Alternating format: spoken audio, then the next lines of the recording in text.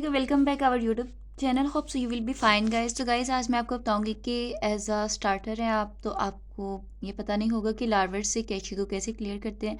जब आपको बार बार एरर आ रहा होता है व्यू में, कंट्रोलर में, मीन बार बार आप चेंजेस कर रहे होते हैं, तो उसमें आपको इतनी ज़्यादा कमांड्स एंटर करनी पड़ती है, तो देन जाके आपको वो कैशी क्लियर होता है, config, view clear, clear compiled and route clear करने के लिए।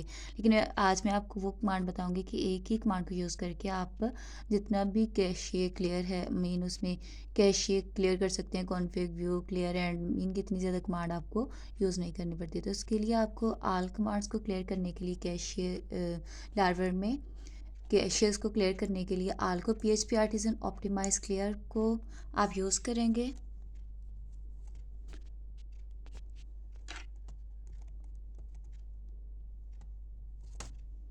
और आप यहाँ पर आएंगे, आप VS कोड का टर्मिनल भी यूज़ कर सकते हैं, और आप CMD कमांड एंड बैश वगैरह कुछ भी यूज़ कर सकते हैं। तो यहाँ पर मैं आपको एंटर करके बताऊँगी PHP आर्टिजन ऑप्टिमाइज क्लियर।